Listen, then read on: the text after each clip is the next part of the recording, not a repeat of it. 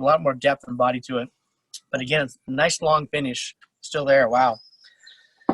And last but not least, our little guy. It's a 500 milliliter bottle. Some people say it's a pirate bottle. Some people think it's a sexy looking bottle, and that means it would be a sexy pirate. But in any case, it's a cool bottle. You're getting more for your money. Again, it would be a $3.75 half bottle. This is a 500 milliliter. We'll open this up the same way. Now for port, everybody kind of knows what you do with port. Cigars at the end of the night.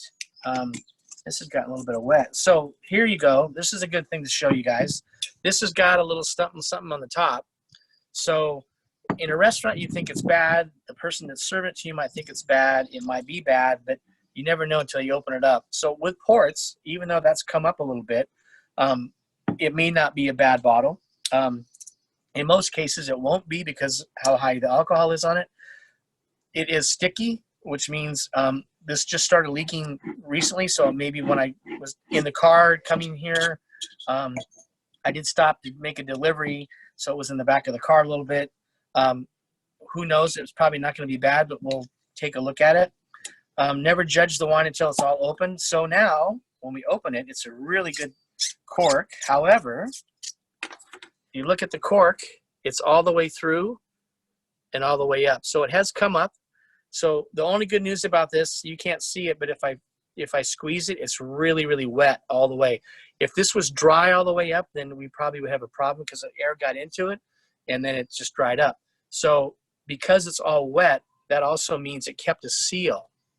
So if you think about it, look how huge that cork is because it's really, really wet. And you can even see it. I haven't even seen this before, but it's really nice that it's that wet. So it did keep a seal. And again, when I taste it, we'll know if this is bad or good. Again, with a port, it's real hard because it usually doesn't go bad.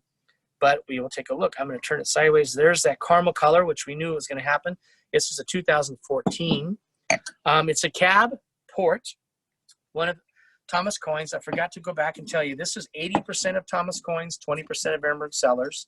So the more wine that is Thomas Coyne's, then it's the name ETC. I put 20% of the regular Petite Sirah into it because it was a little bit too sweet for me on that Petite Sirah late harvest. And on this one, it didn't need much, but I put about 10% of our cab, which is the 12 cab, which is long gone. It's all sold out. So we put about 10% of that in it. There is about 30, not even 30, it's about 22 cases of this left. We started at about 70, so it's done really, really well. Again, you get a little bit more for your money. I plan to buy a couple of those cases, by the way. I love that. Yeah, it's really, really good. Oh, gosh. And you know what? Even though that leaked, it's a little bit off. It's not bad, but it's not like if I open up another one. It's going to be interesting to taste it.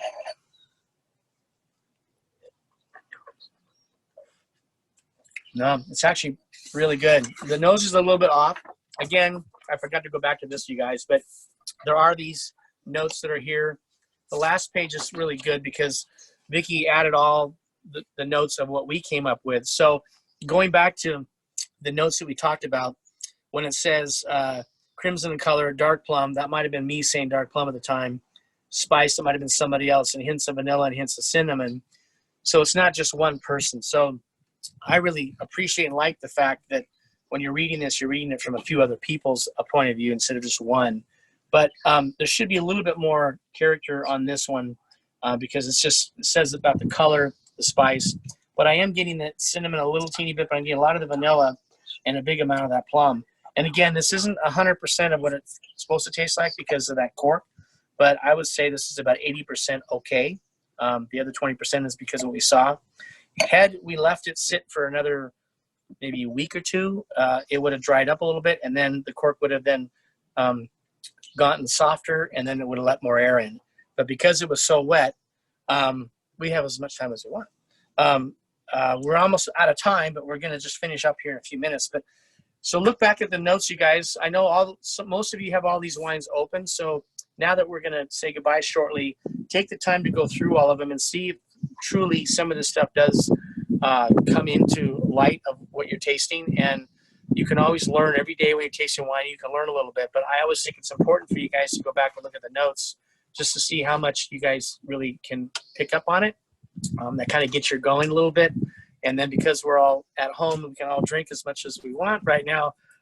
You can see if some of this kind of makes sense a little bit. But thank you, Vicki, for putting this together. I don't know if you might not have printed this out. It was just the last few hours that we put this on to our Why Not link. But I would recommend you guys print this out since you have these bottles open, or maybe they're not open quite yet, to print them all out and just see what you guys think.